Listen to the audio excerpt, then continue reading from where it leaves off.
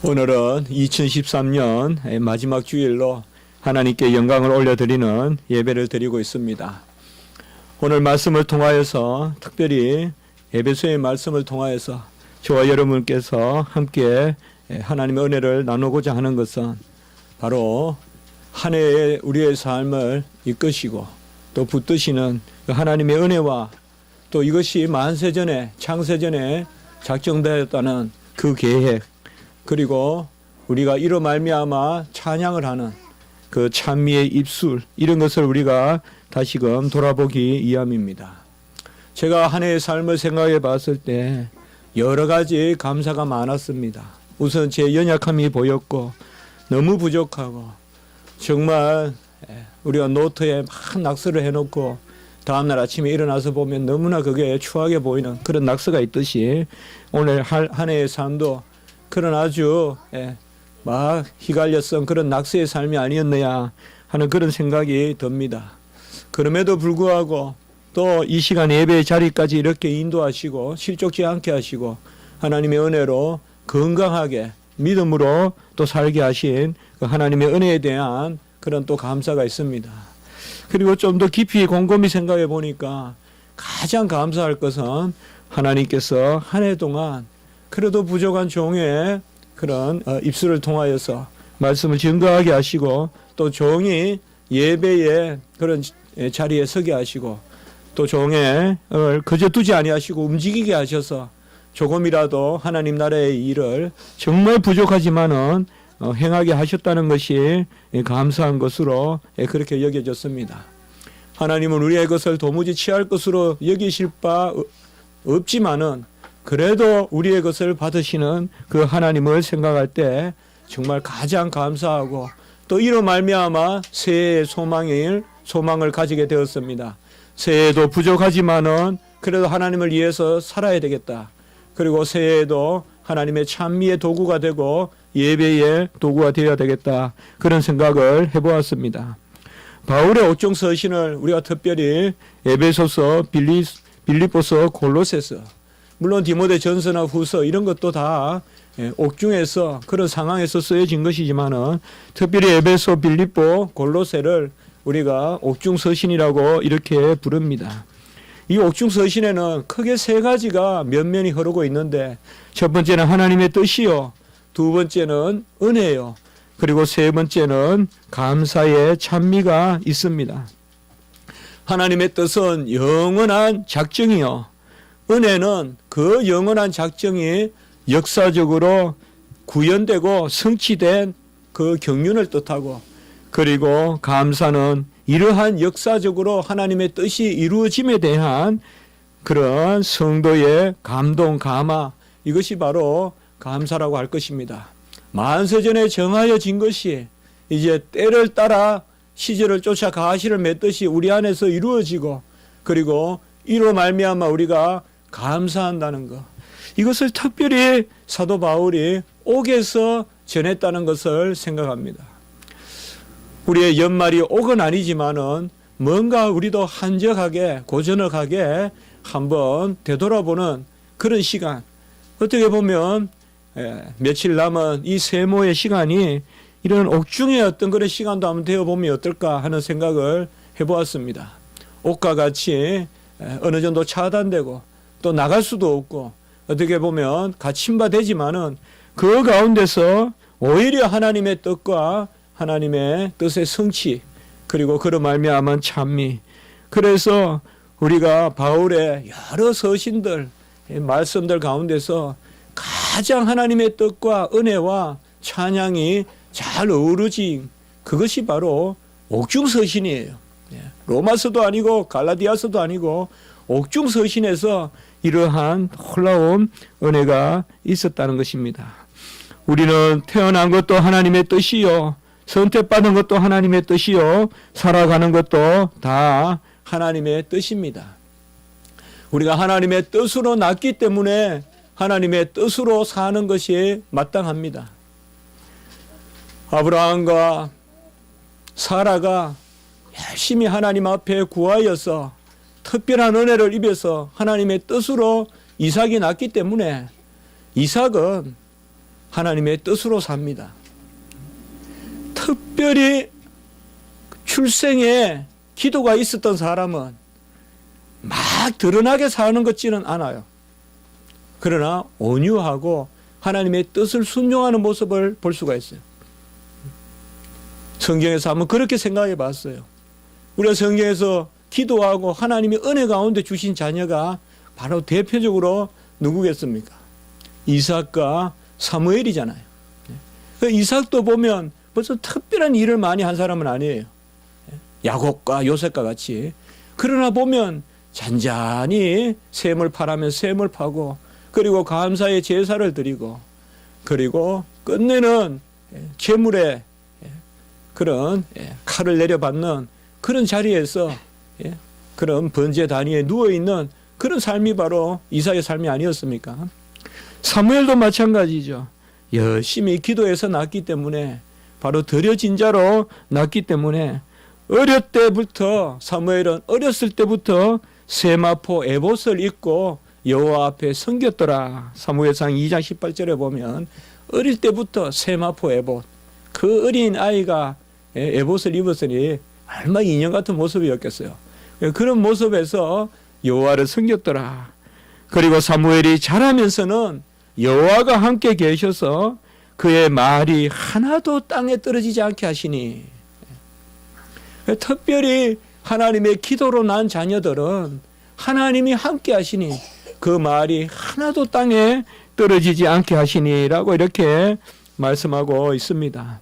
에베소서 1장 1절도 보면 하나님의 뜻으로 말미암아 그리스도 예수의 사도된 바울은 이렇게 소개하고 있습니다. 바로 사울의 삶이, 사도된 삶이 하나님의 뜻으로 된 것이라는 것이죠. 우리가 날마다 살아갈 때 하나님의 뜻으로 살아야 됩니다. 하나님의 뜻으로 우리가 계획하고 하나님의 뜻으로 실행해야 됩니다. 왜 그것이 마땅하냐? 우리가 하나님의 뜻으로 사는 자들은 분명히 우리가 하나님의 뜻으로 났다는 것을 기억해야 됩니다. 우리도 다 이삭과 같이 났습니다. 잉태할 수 없는 복중에서 났습니다. 하나님이 태를 여셔서 우리에게 생명을 주셨습니다. 도무지 날 수 없는 태에서 우리가 나게 하신 것이에요. 하나님은 그저 났을 때는 우리는 다 원죄예요. 부모님이 아무리 믿어도 우리는 원죄 가운데 나요. 부모님이 믿는다고 우리는 원죄 없이 나지 않아요. 원죄라는 것은 생명의 태가 잠긴 것이에요. 다 사라와 같이 우리는 잠긴 태에서, 죽은 듯 방불하는 데에서, 바로 한나와 같이 무자하고 자식을 낳을 수 없는 가운데서 태어났어요. 다 우리가 하나님의 은혜로 말미암아 태어난 것이죠. 오늘 읽었던 우리가 3절에서 14절까지 말씀, 조금 길게 제가 본문을 잡았지만은 오늘은 조금 크게 파악을 해보려고 그렇게 잡았습니다. 바로 1장 1절에서는 하나님의 뜻으로 사도의 직분을 감당하는 사도 바울, 곧 하나님의 뜻으로 사는 사도 바울이 자기 자신을 소개하고 있다면 3절로부터 14절까지는 내가 하나님의 뜻으로 났다는 것을 이야기하고 있어요. 그래서 1절에서는 하나님의 뜻으로 사는 것은 3절에서 14절까지는 하나님의 뜻으로 났기 때문에, 우리가 다 하나님의 뜻으로 났어요. 이제 거듭났어요. 그렇기 때문에 하나님의 뜻으로 사는 것이 마땅하다는 것입니다. 하나님의 뜻으로 나서 하나님의 뜻으로 사는 것, 그것이 바로 우리의 복입니다. 3절에 보면 찬송하리이다. 그리스도 안에서 하늘에 속한 모든 신령한 복을 우리에게 주시되. 여기에 번역은 이렇게 되어 있지만 원어로 보면, 헬라어로 보면 복이라는 단어가 3군데나 들어있어요. 여기에 보면 찬송하리로다, 이것도 사실상 원어로 보면 복되도다 이 말이에요. 복되도다, blessed, 복되도다. 그리고 마지막 줄에 신령한 복을 우리에게 주시되 했지만은 사실상 그대로 번역한다면 저는 이런 것은 그대로 번역했으면 좋겠어요. 예. 요새 또 새 번역을 또 생각하고 있다고 제가 들었는데 제가 혹시 번역위원회에 들어간다면 이런 것은 새로 있는 그대로 번역하면 좋겠어요. 주시대라는 말은 복주시대로 돼 있어요. 본래 복주시대. 그래서 복되도다 하늘에 속한 신령한 복을 우리에게 복주시대. 좀 어색하긴 하지만은 복을 주시대 하면 되지만은 복을 복주시대. 그렇게 세 번이나 이렇게 되어 있습니다. 우리에게 임한 하늘에 속한 신령한 복이 무엇일까요? 그것은 이미 말씀을 드렸지만은 바로 하나님의 은혜로 나는 것이요. 하나님의 은혜로 사는 것. 그것이 바로 하나님이 우리에게 주시는 언약의 복입니다. 이 복을 3절에서는 하나님 곧 우리 주 예수 그리스도의 아버지께서 이렇게 말씀하고 있습니다. 우리에게 복을 주시는 분은 누구시냐? 하나님이신데 그 하나님이 누구신가? 이것을 우리가 잘 주목해야 됩니다. 3절에 보면 하나님 곧 우리 주 예수 그리스도의 아버지께서 하나님이 우리에게 복을 주시는데 하나님이 복을 주시는 주인이시고 주체신데 하나님의 복을 받으려면 우리는 예수 그리스도를 우리의 주로 삼아야 돼요.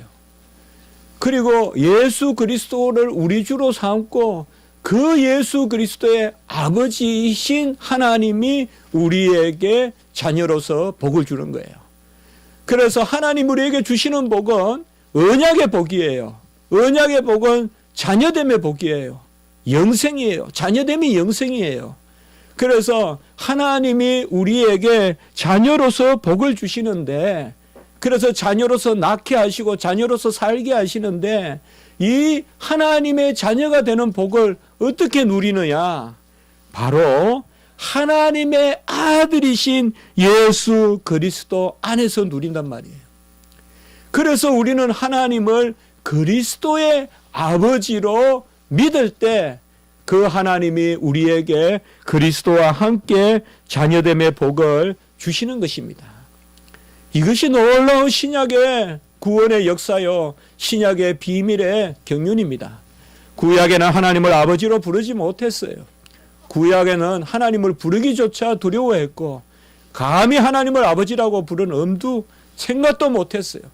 하나님이 아버지라는 그런 표현은 있지만은 하나님을 아버지로 부르는 그런 시대가 아니었어요. 그러나 우리 신약 시대 때는 예수님이 우리에게 오셔서 누구든지 그를 믿기만 하면 그와 함께 자녀를 삼아 주시기 때문에 하나님이 그래서 우리에게 이러한 신령한 복을 주시는 분은 바로 하늘에 속한 모든 신령한 복을 주시는 것은 우리 주 예수 그리스도의 아버지시다. 그래서 우리는 예수님을 주로 삼으면 주인으로 삼으면 자연히 우리는 하나님의 자녀가 되는 거예요. 어찌하여? 예수님의 아버지가 하나님이시기 때문에. 성부 하나님, 성자 하나님. 그래서 우리 주 예수 그리스도의 아버지께서 그리스도 안에서 하늘의 신령한 복을 우리에게 주신다는 것입니다. 이러한 신령한 복은 성령의 인침으로 말미암아 우리에게 나타납니다. 13절의 말씀에 보면 우리가 마지막 후반부에 나오지만은 13절의 말씀에 보면 이러한 복을 어떻게 받느냐? 진리의 말씀 곧 구원의 복음을 듣고 또한 믿어 약속의 성령으로 인치심을 받았으니. 여기만큼 생생하게 우리 구원의 은혜를 잘 표현한 것이 많지 않습니다. 아주 생생하게 표현해 주고 있어요. 어떻게 우리가 거듭났느냐, 구원을 받았느냐. 진리의 말씀, 구원의 복음을 듣고 믿어. 그 순간 뭐예요? 약속의 성령으로 인치심을 받았다. 인치심은 너는 내 것이다 라는 소유의 확정이에요. 곧 너는 내 자녀다 이 말이에요. 같이 합시다. 구원의 말씀, 그 복음을 듣고 믿어 성령의 인치심을 받아. 예. 이것이 바로 우리가 하나님의 말씀, 그 하나님의 말씀을 들음으로 말미암아 그 순간 성령의 인치심이 있어서 7절에 가보면 그리스도 안에서 그의 피로 말미암아 속량 곧 제사함을 받았다. 오늘은 제가 말씀을 조금 다시 엮어서 그렇게 지금 좀 설명해 보겠습니다. 그래서 14절에 보면 구원의 복음, 곧 하나님의 말씀 구원의 복음을 듣고 믿어서 인치심을 받으면 7절에 보면 그 인치심이 뭐냐? 그리스도의 피로 속량 곧 제사함을 받았다. 우리 주일학교 어린이들은 속량이란 말은 상당히 어렵지만은 속은 속한다는 그 명사고 량은 그냥 붙임말이에요. 어조사라 그럽니까? 의미가 없어요. 아무 의미가. 속이에요. 그냥 속. 표현상 속량이라고 하는 거예요. 그냥 양이라는 단어는 그냥 붙어 있는 거예요. 그러니까 속한다는 말이에요. 그래서 그리스도의 피로 속량 곧 제사함을 받게 하셨다. 속량은 이렇게 생각해 보면 돼요. 제가 어릴 때 도수장에 끌려가는 소를 본 적이 있어요. 우리 집에서 한 400~500m 다리 쪽으로 올라가다 보면 어릴 때부터 그 건물 옆에는 아무도 겁이 나서 밤에는 못 가요. 어두우면. 그가 초등학교 오다 보면 건물이 하나 있었어요. 그 옆에. 근데 다리 옆에 있었는데 우리는 계속 거기가 어떤 데인가. 그러니까 낮에도 그리 못 가요. 겁이 나서. 근데 그게 나중에 알고 보니까 소를 잡는 곳이에요. 그래서 옛날에는 요새는 어떤지 몰라도 소 잡고 이런 데는 옛날 우리 고려시대 때는 보면 강 건너에 있었어요. 강 건너에. 그러니까 마을 너머에 소 잡는 곳이 있었어요. 그래서 제가 저기 옛날에 고시원에서 공부한다고 청평이나 이런 데 가보면 요새도 보면 강 건너에 고기를 잡는 곳이 많아요. 뭐 절대 직업에 기천이 없는데 그런 것들이 좀 있었던가 봐요.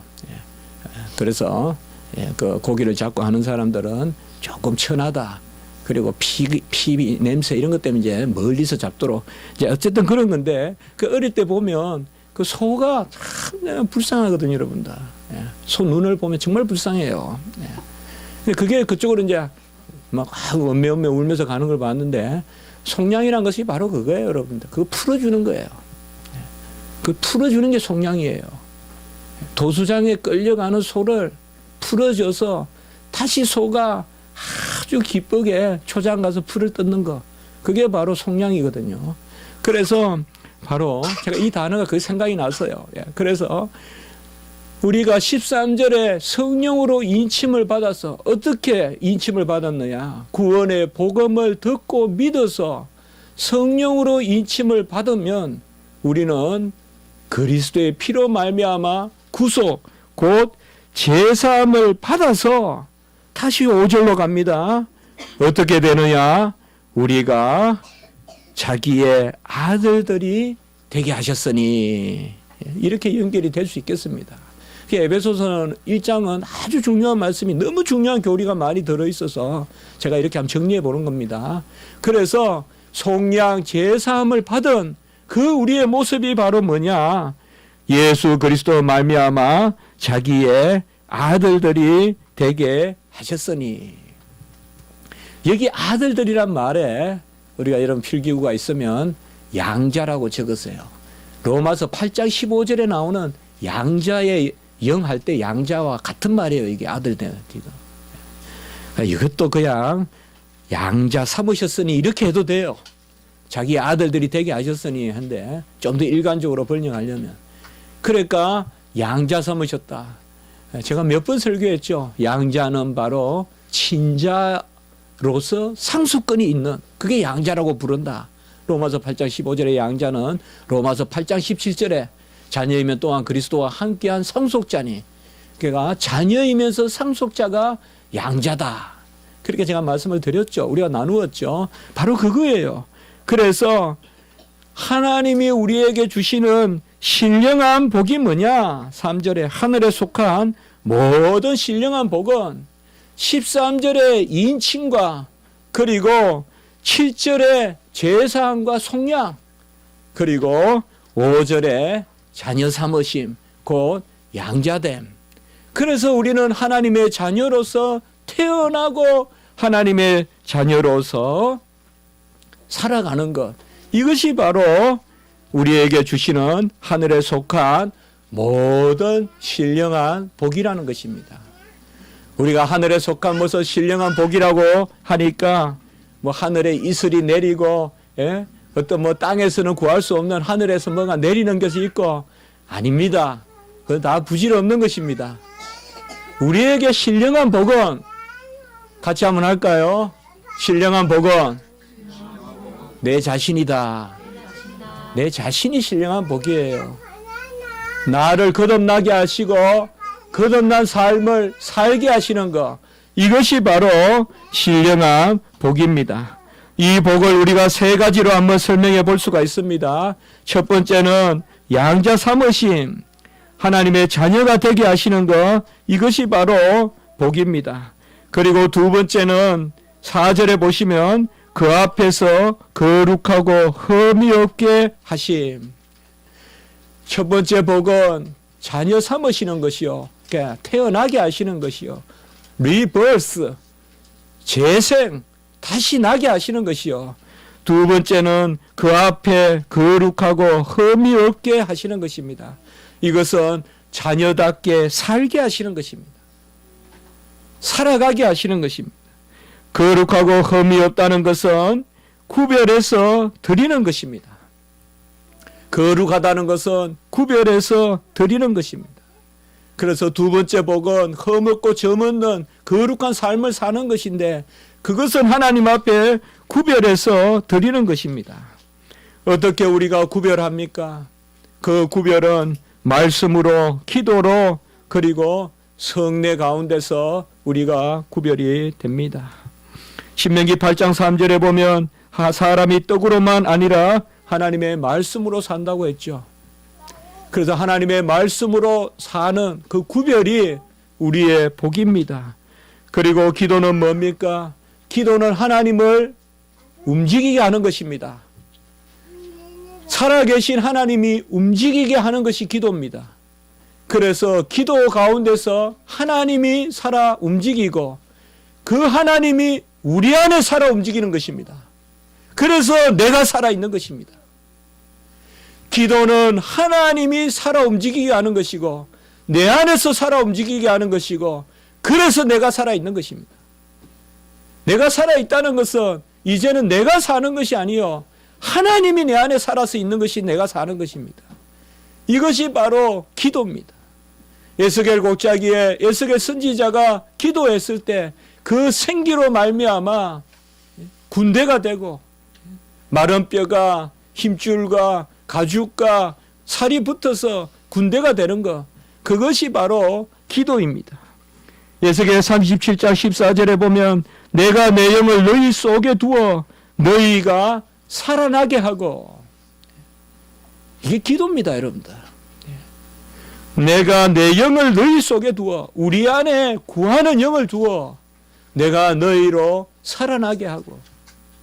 내가 사는 것은 산 것이 아니에요. 물 위에 떠 있는 기름이에요. 내 뜻대로 하고 내 뜻대로 소리 지르고 내 뜻대로 할 거 다 하고 생각할 거 다 하고 내 뜻대로 행위하는 것은 물 위에 떠 있는 기름이에요. 우리 거듭난 사람에게는. 거듭난 사람은 기도해서 하나님이 내 안에 살아서 내가 살아 있어야 돼요. 하나님이 내 안에 역사하셔서 내가 살아 있어야 돼요. 내가 너 안에 사니 바로 너희가, 내가 너 안에 삶으로 내 영이 너희 안에 있으므로 너희가 살아나게 하고.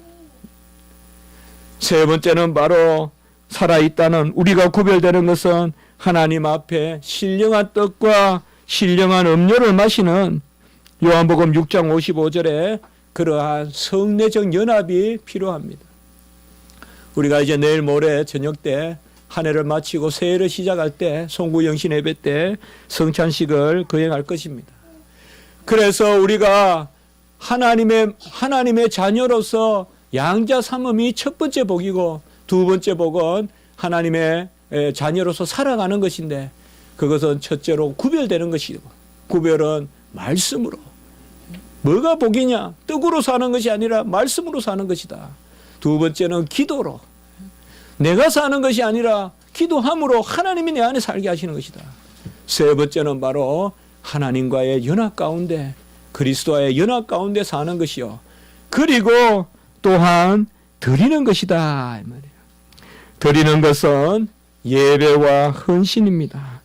하나님 앞에 예배와 헌신. 드리는 것이 복인 것입니다. 예배를 드리는 것이 복이고 하나님 앞에 헌신하는 것이 복입니다. 이것은 내 자신의 삶을 끌어올리는 것입니다.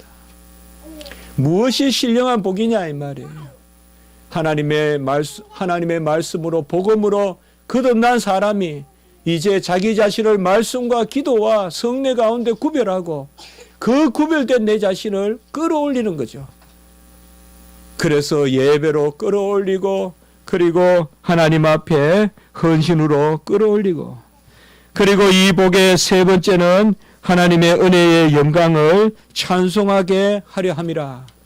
오늘 6장 6절 12절 14절에 보면 바로 찬송 하나님의 은혜의 영광을 찬송하려 함이라라는 말씀이 세 번 나옵니다. 우리는 다른 것을 찬송하는 것이 아닙니다. 은혜의 영광을 찬송합니다. 이 말은 곧 뭡니까? 우리가 받았다는 것을 찬송합니다. 우리는 하나님 앞에 영광을 올림으로 말미암아 하나님의 영광에 참여하는 것입니다. 이것이 바로 우리에게 주시는 신령한 복입니다. 첫 번째는 거듭나서 자녀가 됐다는 것이요. 거듭났다는 것이요. 두 번째는 구별되고 드려지는 거듭난 사람으로서의 삶을 사는 것이요. 세 번째는 하나님께 영광을 돌림으로 말미암아 그의 영광에 참여하게 되는 것입니다. 제가 처음에 말씀을 드렸지만은 올 한 해를 돌아봤을 때 가장 감사한 것이 제가 작년에도 이런 생각을 못했는데요. 한 해 동안 예배 드리게 하신 게 감사하더라고요. 하나님의 영광에 참여하게 하셨단 말이죠. 그리고 오늘 여기 말씀에 6장 12절 14절 계속 나오는 말씀이 바로 매 부분, 이게 오늘 말씀은 세 부분으로 나누어지고 각각의 부분은 하나님의 은혜의 영광을 찬송하게 하려 함이라. 이 찬송으로 6절 12절 14절이 나누어지거든요. 이것이 바로 하나님이 우리에게 주시는 신령한 복인 것입니다. 우리가 집을 짓는 것이 건축자의 목적이죠. 그러나 집을 짓는 것은 궁극적인 목적은 아니죠. 우리가 누군가가 집을 짓고 있는데 왜 집을 짓습니까? 이렇게 물으면 집을 짓기 위해서 짓습니다 라고 말하면 그것은 바보가 하는 거죠. 어리석은 거죠. 집을 짓기 위해서 짓는 것은 아니죠. 궁극적인 목적은 집에서 살기 위한 것이죠. 그래서 직접적인 목적이 있고 궁극적인 목적이 있어요. 이건 칼빈의 주석에서 제가 봤고 우리 철학자들도 이런 말을 하잖아요. 하나님이 우리를 지으신 직접적인 목적은 뭔가 하면 신령한 복을 주시기 위한 것이에요. 그런데 거기에서 끝나는 게 아니에요. 궁극적인 목적은 뭐냐? 영광을 돌리기 위함이에요. 거기서 끝나면 안 돼요. 거기서 끝나면 그냥 집을 짓기 위해서 집을 짓는 거예요. 집이 집을 사는 거예요. 집이 집에서 사는 거예요. 그 말도 안 되는 거죠. 집이 집에서 살으라고 집을 짓는 건 아니잖아요. 집을 짓는 목적은 사람이 그곳에서 쉬고 살기 위해서 짓잖아요. 하나님이 우리를 지으신 직접적 목적은 하늘에 신령한 복을 주시기 위한 것이에요. 그러나 여기에서 머물면 안 돼요. 궁극적인 목적은 뭐냐? 하나님께 영광을 돌리게 하기 위한 것이에요. 그것이 하나님이 우리의 집을 지은 목적이에요. 우리를 하나님의 성전으로 지은 목적이에요. 그러므로 우리는 궁극적인 목적을 향해 가야 되겠죠. 아무리 고관 대실에 집을 지으면 뭐 하겠어요? 사람이 편해야 될 거 아니에요. 비록 집은 협착하더라도, 집은 좁더라도 그곳에서 사람이 편함을 누리고, 매일 집은 크게 지어놓고 가족이 싸우고 다투고 하는 것보다 집이 적어 부대끼더라도 오손도손한 게 얼마나 복된 것이에요, 여러분들. 가족이 화목한 것보다 더 복된 게 어디 있어요, 여러분들. 하나님의 사랑